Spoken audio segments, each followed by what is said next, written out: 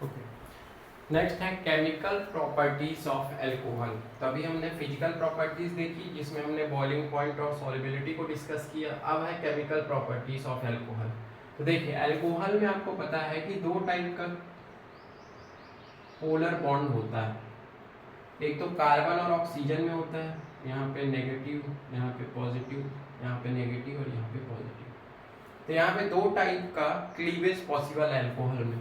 या तो कार्बन और ऑक्सीजन के बीच में बॉन्ड टूट जाए, है ना, तो इसको हम लोग बोलते हैं कार्बन OH क्लीवेज, है ना। या तो ऑक्सीजन और हाइड्रोजन के बीच में बॉन्ड टूट जाए, है ना, तो इसको हम लोग बोलते हैं OH क्लीवेज, है ना। अब देखिए जब ऑक्सीजन और हाइड्रोजन के बीच में बॉन्ड टूटता है जिसके कारण ये हाइड्रोजन आयन देता है, तो इसी OH बॉन्ड के क्लीवेज के कारण ये एसिडिक नेचर शो करता है। तो ये दो टाइप का क्लीवेज इसमें शो होता है। एक तो कार्बन ऑक्सीजन के बीच में बॉन्ड क्लीवेज होता है, बॉन्ड क्लीवेज,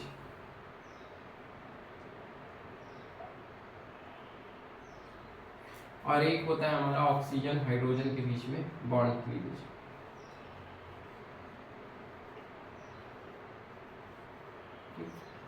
जब कार्बन और ऑक्सीजन के बीच में बॉन्ड क्लीवेज होता है ना, यहाँ से, तो वो कब होगा? जब हमारे पास जो अल्काइल ग्रुप हो वो बल्कि होना चाहिए, है ना, मतलब कि वो प्लस आई इफेक्ट शो करे, प्लस इंडक्टिव इफेक्ट, यानी इलेक्ट्रॉन देने वाला। जितना ज़्यादा इलेक्ट्रॉन गिवर होगा, यानी ये जितना ज़्यादा बल्कि ग्रुप होगा उतना आसानी से यहाँ पे कार्बन और ऑक्सीजन के बीच में बॉन्ड टूटेगा। तो इसमें हम लोग 3 डिग्री कार्बन को ज़्यादा प्रेफर करते हैं, देन 2 डिग्री को, देन 1 डिग्री को। तो अगर हमारे पास 3 डिग्री कार्बन हो तो वहाँ पे हम कार्बन ऑक्सीजन के बीच के बॉन्ड को तोड़ देते हैं, या 2 डिग्री हो, है ना। सिमिलरली OH के बीच में अगर बॉन्ड को हमें तोड़ना है तो हम यहाँ पे 1 डिग्री या 2 डिग्री और लास्ट में 3 डिग्री ऐसे प्रायोरिटी देते हैं। 1 डिग्री को सबसे ज़्यादा प्रायोरिटी देंगे। अगर यहाँ पे 1 डिग्री कार्बन होगा, प्लस आई इफेक्ट कम होगा, तो ऑक्सीजन हाइड्रोजन से इलेक्ट्रॉन ले लेगा, जिसके कारण ये वाला बॉन्ड टूट जाएगा। तो हम लोग 1 डिग्री में ज़्यादा प्रेफर करेंगे। अगर हमारे पास 1 डिग्री का कार्बन है तो हम लोग यहाँ ऑक्सीजन और हाइड्रोजन वाले बॉन्ड को ब्रेक कर देंगे। लेकिन अगर 3 डिग्री का कार्बन है तब हम लोग कार्बन और ऑक्सीजन वाले बीच के बॉन्ड को तोड़ देते हैं, ठीक है। तो देखिए, तो दोनों केस को हम लोग डिस्कस कर लेते हैं कि कैसे होता है। अब ये 3 डिग्री 1 डिग्री आपको समझ में आना है। 3 डिग्री, देखिए यहाँ पे हमने 3 डिग्री कार्बन क्यों लिया? मान लीजिए यहाँ पे हमारे पास अगर 3 डिग्री कार्बन है, ऐसा CH3 CH3 CH3, तब आप कहाँ के बॉन्ड को तोड़ना प्रेफर करेंगे? तो देखिए ऑक्सीजन का इलेक्ट्रोनेगेटिव नेचर है तो इसको इलेक्ट्रॉन चाहिए, तो ये इलेक्ट्रॉन लेगा। कहाँ से इलेक्ट्रॉन लेगा? X से तो ले नहीं पाएगा। कार्बन जो है तो बल्कि ग्रुप है ना, प्लस आई इफेक्ट है, कार्बन को देने वाले 3 और कार्बन है, तो क्या करेगा? इस कार्बन से इलेक्ट्रॉन ले लेगा। इस कार्बन से इलेक्ट्रॉन ले लेगा तो एक C+ बनेगा, जो कि 3 डिग्री है तो स्टेबल है, तीनों लोग इसको इलेक्ट्रॉन दे सकते हैं। तो यहाँ से इलेक्ट्रॉन लेके बॉन्ड को आसानी से तोड़ सकता है। इसीलिए 3 डिग्री में ज़्यादा स्टेबल है जब कार्बन और ऑक्सीजन के बीच में बॉन्ड को तोड़ना हो। लेकिन अगर ये 1 डिग्री कार्बन है, जैसे ये CH3, 1 डिग्री कार्बन है अगर हमारे पास CH3,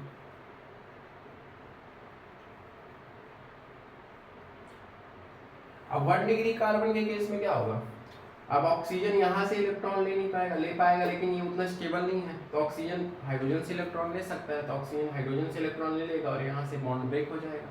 तो 1 डिग्री के केस में हम लोग क्या प्रीफर करेंगे? ये वाले क्लीवेज को प्रीफर करेंगे, OH बॉन्ड के क्लीवेज को प्रीफर करेंगे।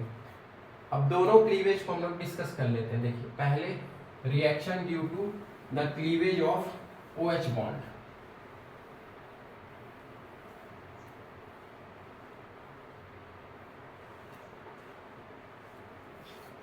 First case,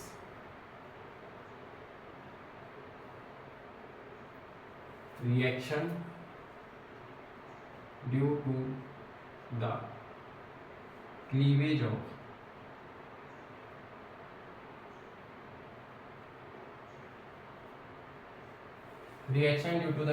of OH bond। तो इसमें जो रिएक्शन होता है, तो देखिए जब यहाँ पे OH बॉन्ड ब्रेक होगा तो अल्कोहल एसिडिक नेचर शो करता है, एसिडिक क्योंकि H प्लस दे रहा है, तो it will show as a acidic character. तो यहाँ पे हम लोग क्या करेंगे, अल्कोहल का रिएक्शन अगर मेटल के साथ कराए, है ना, जैसे मान लीजिए कि हमारे पास, तो इसका रिएक्शन अगर हम लोग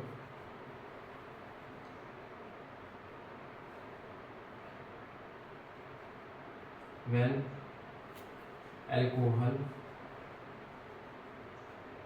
react with मेटल से अगर ये रिएक्ट करेगा, कौन कौन से metal, potassium, sodium, calcium, magnesium, aluminium, react करेगा तो क्या करेगा, तो एसिड जो है तो मेटल से रिएक्ट करके हाइड्रोजन गैस प्रोड्यूस करती है, तो वैसे ही अल्कोहल जब मेटल से रिएक्ट करेगा, है ना, तो क्या करेगा, H2 गैस प्रोड्यूस करेगा,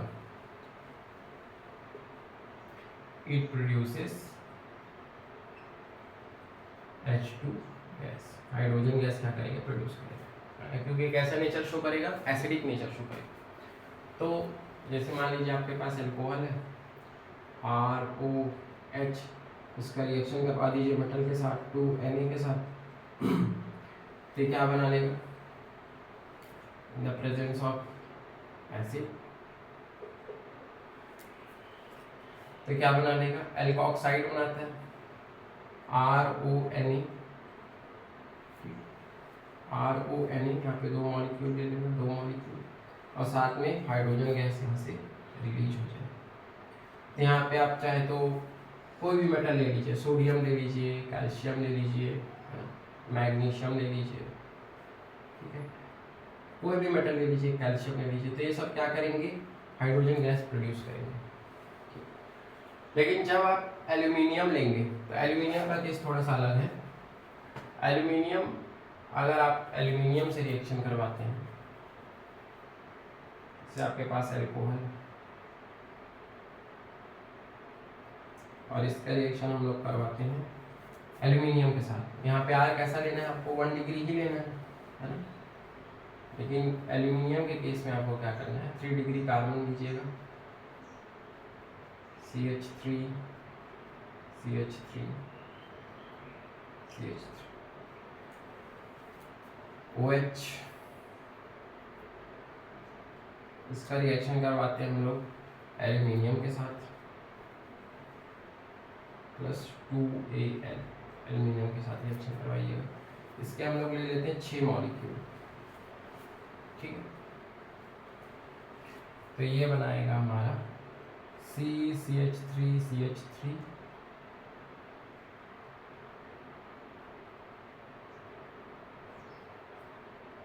ये 2 ये 3, यहाँ से आ जाएगा एल्यूमिनियम, साथ में यहाँ से कितने हाइड्रोजन गैस चले जाएंगे, 3 हाइड्रोजन मॉलिक्यूल रिलीज हो जाएंगे। तो एल्यूमिनियम के केस में हम लोग 3 डिग्री का यूज़ किए हैं, 3 डिग्री अल्कोहल का, ठीक है, एल्यूमिनियम से रिएक्ट करेगा और हाइड्रोजन गैस रिलीज करेगा। अदरवाइज जो हाईली रिएक्टिव मेटल्स हैं जैसे पोटेशियम, सोडियम, मैग्नीशियम, है ना, तो ये तो डायरेक्ट रिएक्शन करती है, तो डायरेक्ट अल्कोहल से रिएक्शन कर लेगी और हाइड्रोजन गैस को प्रोड्यूस कर देगी, ठीक है। तो क्योंकि यहाँ पे अल्कोहल एसिडिक नेचर शो कर रहा है, इसीलिए हम लोग अल्कोहल का मेटल से रिएक्शन करवाए हैं, क्योंकि एसिड मेटल से रिएक्ट करके क्या करता है, हाइड्रोजन गैस प्रोड्यूस करता है। ओके, सो अल्कोहल की एक रिएक्शन है esterification reaction, esterification reaction, esterification reaction, क्योंकि इस रिएक्शन में एस्टर का फॉर्मेशन होता है, इसलिए इसको हम लोग एस्टेरिफिकेशन रिएक्शन करते हैं। इसमें हम लोग मोनोकार्बोक्सिलिक एसिड का अल्कोहल से रिएक्शन करवाते हैं, जैसे आपके पास अल्कोहल है, इसका रिएक्शन हम लोग मोनोकार्बोक्सिलिक एसिड यानी कि जैसे CH3 COOH के साथ रिएक्शन करवा देंगे, तो ये क्या करेगा, ये एस्टर बना देगा, है ना, एस्टर बन जाएगा, यानी कि RCH3, ये माइनस में टूट जाएगा, ये प्लस में टूट जाएगा, तो यहाँ पे आके जुड़ जाएगा हमारा RCOO, ये H प्लस, यहाँ से हमें O और H को लीव करना, ठीक है, तो ये बन जाएगा CH3। यहाँ पे R की जगह आप कोई भी ले सकते हैं, मान लीजिए इथाइल अल्कोहल है, C2H5 ले लेते हैं तो यहाँ पे भी आ जाएगा इथाइल अल्कोहल। तो CH3 C O फिर O C2H5, ठीक, ऐसे करके साथ में वाटर बन जाएगा। तो इस तरह से ये ईस्टर का फॉर्मेशन कर देगा, ठीक, प्लस ये माइनस और ये प्लस, प्लस वाला पार्ट जाएगा OCH3 इसमें से जुड़ जाएगा, इसमें से ये वाटर बन के बाहर चलेगा, ठीक। तो ये हो गया स्टीरिफिकेशन रिएक्शन, जिसमें हम लोग मोनोकार्बोक्सिलिक एसिड का अल्कोहल से रिएक्शन करवाते हैं तो ईस्टर का फॉर्मेशन होता है।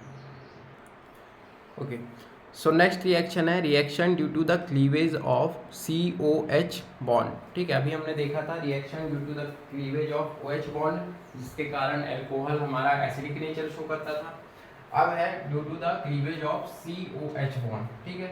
इस केस में हम लोग नॉर्मली 2 डिग्री या 3 डिग्री कार्बन को यूज करते हैं। तो देखिए पहला रिएक्शन लिख लेते हैं, रिएक्शन विथ हाइड्रोजन हैलाइड,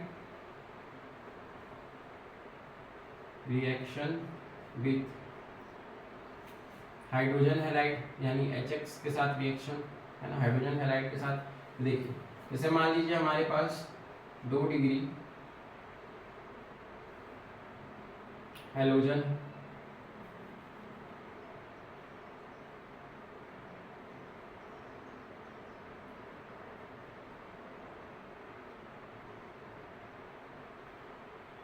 ठीक, ये 2 डिग्री अल्कोहल है हमारे पास। अब इस 2 डिग्री अल्कोहल का रिएक्शन हम लोग किसके साथ करा देते हैं, HX, यानी मान लीजिए HCl के साथ करा देते हैं।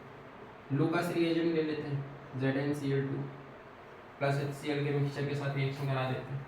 तो यहाँ पे सीधे क्या होगा, OH यहाँ से हट जाएगा, वहाँ पे आ जाएगा Cl और साथ में H2O बाहर हो जाएगा, ठीक है। तो ये हमारा बन जाएगा CH3 CH, यहाँ पे Cl और ये बन जाएगा CH3 और साथ में H2O बन के बाहर हो जाएगा। तो एक तो ये रिएक्शन है जिसमें हम लोग हाइड्रोजन हैलाइड के साथ सीधा रिएक्शन करवा देते हैं। दूसरा हम किसके साथ रिएक्शन करा सकते हैं, reaction with PX3 phosphorus trichloride के साथ,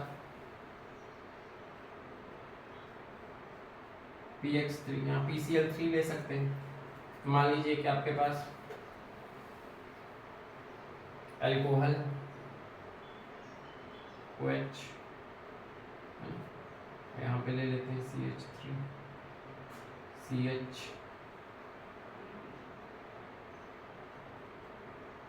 CH3। अब इसका रिएक्शन करवा दीजिए PCl3 के साथ, ठीक। तो ये क्या बनाता है, एक तो बनाएगा ये, अब इसके 3 मॉलिक्यूल ले लेना, 3 मॉलिक्यूल, क्योंकि 3 क्लोरीन होता है तो ये 3RX बनाता है, मतलब 3 molecule of CH3 CH CH3 Cl और साथ में और क्या बनाएगा H3 PO3। तो एक ये रिएक्शन है जहाँ से हम लोग RX बना सकते हैं, रिएक्शन विथ PX3। और किसके साथ रिएक्शन कर सकता है ये, और हम लोग SOCl2 के साथ रिएक्शन कर सकते हैं इसका, है ना, reaction with SOCl2 thionyl chloride SOCl2 के साथ। तो यहाँ पे एक और रिएक्शन लिख लीजिए SOCl2 के साथ। अब देखिए इसमें क्या बनाएगा, इसमें अगर हम लोग रिएक्शन करें, ऐसे ROH हमारे पास है ना अल्कोहल, इसका अगर आप SOCl2 के साथ रिएक्शन करवाते हो,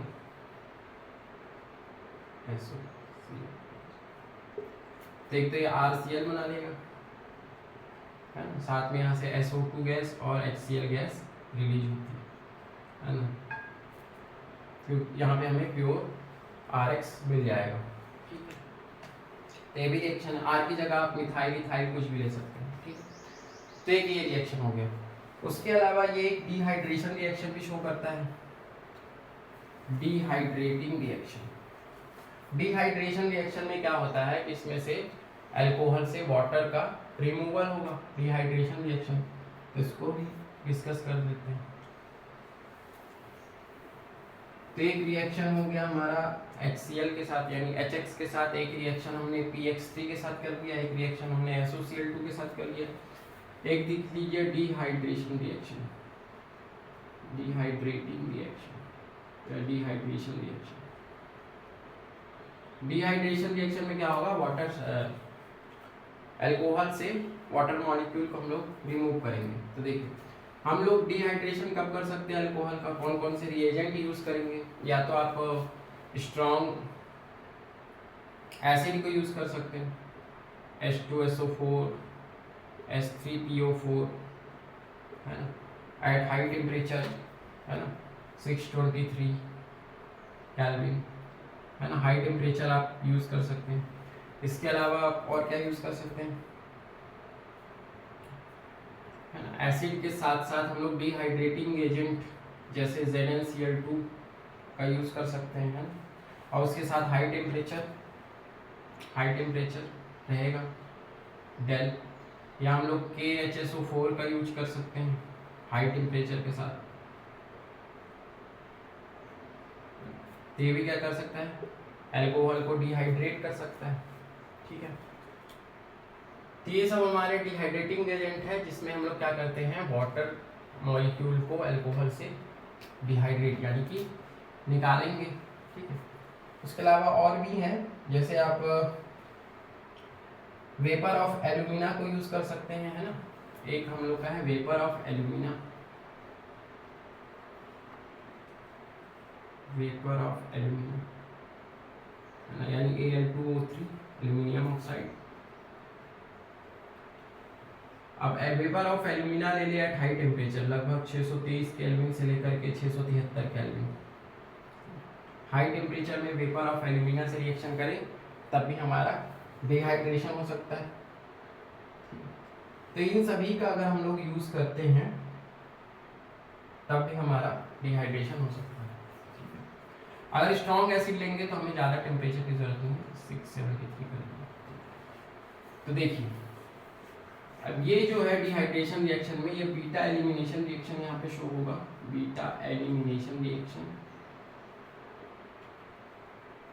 और बीटा एलिमिनेशन में सबसे ज़्यादा प्रीफर होगा 3 डिग्री बीटा कार्बन, उसके बाद 2 डिग्री, उसके बाद 1 डिग्री। 3 डिग्री कार्बन सबसे इजीली एलिमिनेशन शो करेगा, उसके बाद 2 डिग्री और उसके बाद 1 डिग्री। क्लियर है? तो 3 डिग्री अगर कार्बन है तो हम लोग वहीं से ही एलिमिनेशन करवाएंगे H का, ठीक है। चलिए तो जैसे हम लोग एक रिएक्शन देख लेते हैं। से मान लीजिए आपके पास इथाइल अल्कोहल है, CH3CH2OH। अब इसमें हम लोग वेपर ऑफ एल्यूमिनियम यानी कि एल्यूमिनियम ऑक्साइड के साथ रिएक्शन कराते हैं हाई टेम्परेचर 623 केल्विन। तो देखिए ये हो जाएगा हमारा अल्फा कार्बन, ये हो जाएगा बीटा कार्बन। एक ही बीटा कार्बन है तो उसी में से हाइड्रोजन निकलेगा, तो इसमें से H निकल जाएगा, इसमें से OH निकल जाएगा, और नॉर्मली हमें क्या मिल जाएगा, एल्कीन मिल जाएगा। वाटर यहाँ से रिमूव कर देते हैं। तो इनमें से कोई भी रिएजेंट आप यूज कर सकते हैं। वैसे ही अगर 2 बीटा कार्बन है, जैसे मान लीजिए इस टाइप से है CH3 CH3, यहाँ पे ले लीजिए CH2, यहाँ पे ले लेते हैं CH3, यहाँ पे ले लेते हैं OH।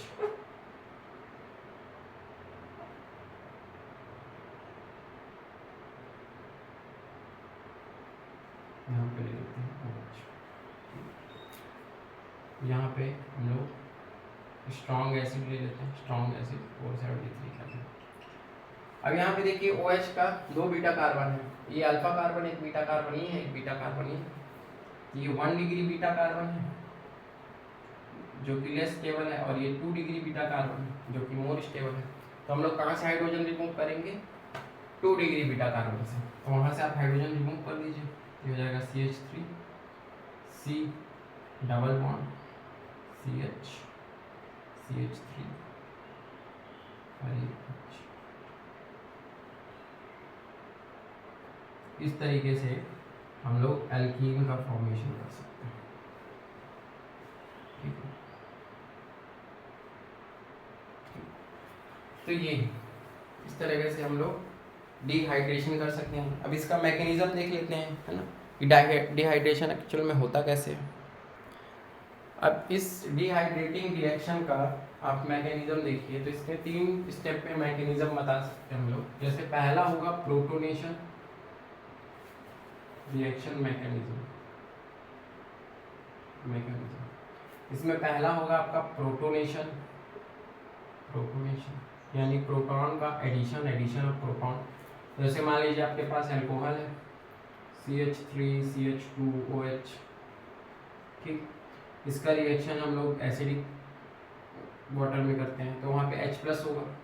H+ क्या करेगा, ऑक्सीजन से जाके अटैच हो जाएगा, तो यहाँ पे हो जाएगा इसका प्रोटोनेशन, तो हो जाएगा CH3CH2 O, एक H इधर, ऑक्सीजन में आएगा प्लस चार्ज।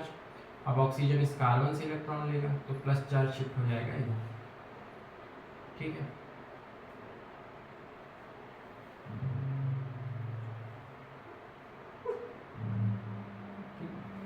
सेकेंड है फॉर्मेशन ऑफ C+ यानी कि carbocation, formation of carbocation. Next step में कार्बोकेटायन का फॉर्मेशन होगा, तो कैसे होगा, ये यहाँ का इलेक्ट्रॉन लेगा तो प्लस चार्ज यहाँ शिफ्ट हो जाएगा, तो हमें क्या मिल जाएगा, CH3CH2,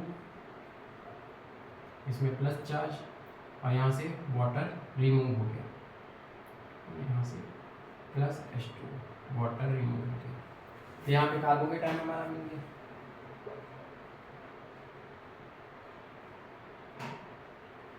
थर्ड स्टेप में होगा आपका डीप्रोटोनेशन। डीप्रोटोनेशन में क्या होगा, प्रोटॉन बाहर जाएगा। तो यहाँ जैसे कार्बन में प्लस चार्ज है, तो कार्बन या तो इस हाइड्रोजन से इलेक्ट्रॉन लेगा, तो या तो इस हाइड्रोजन से इलेक्ट्रॉन लेगा, तो जिस हाइड्रोजन से भी इलेक्ट्रॉन लेगा वो प्लस के फॉर्म में बाहर चला जाएगा, कार्बन का प्लस चार्ज हट जाएगा, ठीक है।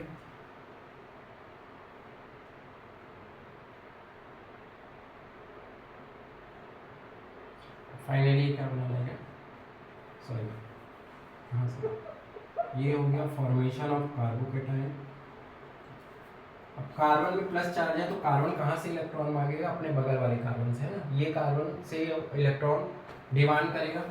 अब इस कार्बन के पास है 3 हाइड्रोजन, 1 हाइड्रोजन 2 हाइड्रोजन 3, तो क्या करेगा, 3 में से किसी भी एक हाइड्रोजन से इलेक्ट्रॉन लेगा, जिससे लेगा वो प्लस के फॉर्म में बाहर चला जाएगा, और वो इलेक्ट्रॉन डोनेट कर देगा इसको, तो इन दोनों के बीच में डबल बॉन्ड बन जाएगा, मतलब ये हो जाएगा आपका CH2 डबल बॉन्ड CH2, यहाँ से H+ बाहर चला जाएगा। तो इस तरह से 3 स्टेप में हम लोग ये रिएक्शन बना सकते हैं। पहले प्रोटोनेशन हुआ, H+ जुड़ा, बाद में कार्बोकेटायन का फॉर्मेशन हुआ, और लास्ट स्टेप में क्या होगा, वही प्रोटॉन बाहर निकल जाएगा, जिसे हम लोग कहेंगे डीप्रोटोनेशन। तो अभी तक हम लोगों ने क्लीवेज ऑफ COH बॉन्ड में कौन कौन से रिएक्शन देखा, reaction with HX, reaction with PX3, reaction with SOCl2 देखा, इसके अलावा हमने डिहाइड्रेशन रिएक्शन देखा, है ना। इसके बाद है हमारा ऑक्सीडेशन रिएक्शन। ऑक्सीडेशन में क्या होता है, या तो एडिशन ऑफ ऑक्सीजन होगा, या तो रिमूवल ऑफ हाइड्रोजन होगा। अब देखिए, हम लोग अल्कोहल को 2 टाइप से ऑक्सीडाइज कर सकते हैं, या तो हम लोग स्ट्रॉन्ग ऑक्सीडाइजिंग एजेंट यूज करें, है ना, जिसे हम लोग बोलते हैं पावरफुल ऑक्सीडाइजिंग एजेंट, या तो हम लोग मीडियम ऑक्सीडाइजिंग एजेंट यूज करें, है ना, मीडियम ऑक्सीडाइजिंग एजेंट या माइल्ड ऑक्सीडाइजिंग एजेंट बोलते हैं। तो जो पावरफुल ऑक्सीडाइजिंग एजेंट होता है वो इमीडिएट उसको ऑक्सीडाइज कर देगा, और मीडियम उसको माइल्ड फॉर्म में ऑक्सीडाइज करता है। तो 2 टाइप के हम लोग ऑक्सीडाइजिंग एजेंट यूज कर सकते हैं, या तो पावरफुल ऑक्सीडाइजिंग एजेंट या तो मीडियम ऑक्सीडाइजिंग एजेंट। तो जैसे मान लीजिए कि आपके पास अल्कोहल है,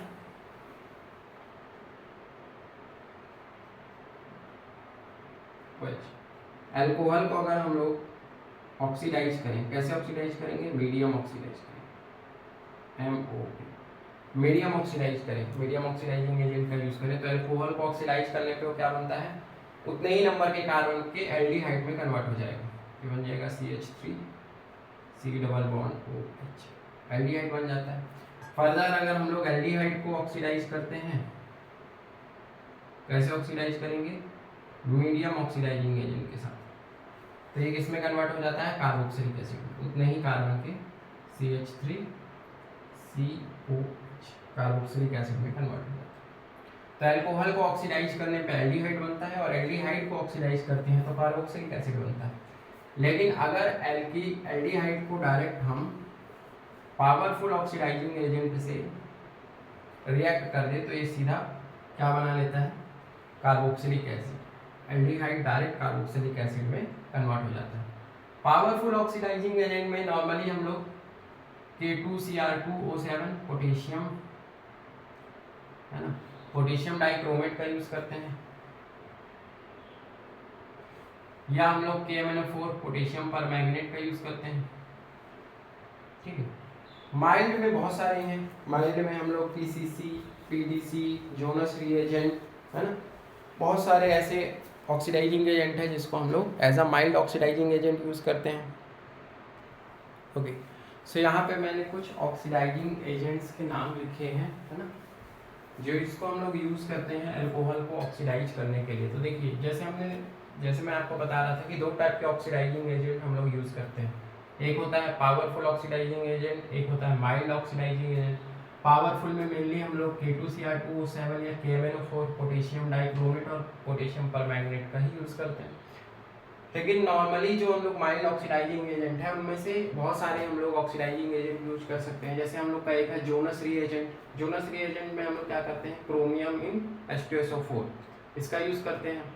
एल्यूमिनियम टाइप ब्यूटॉक्साइड का यूज कर सकते हैं, है ना, इन एसीटोन सॉल्यूशन। NBS यानी एन ब्रोमोसक्सिनामाइड इसका यूज कर सकते हैं। और देखिए PCC PDC बहुत कॉमन है ना, ऑक्सीडाइज करने के लिए इन दोनों का यूज कर सकते हैं, pyridinium क्लोरोक्रोमेट और pyridinium क्रोमेट का, है ना। इनका किस में रहता है सॉल्यूशन, डाइक्लोरोमीथेन में। इसके अलावा DMSO जिसका नाम है डाई मिथाइल सल्फॉक्साइड, है ना, DMSO इसका भी यूज किया जाता है ना। इसका सॉल्यूशन किस में रहता है, COCl2 में।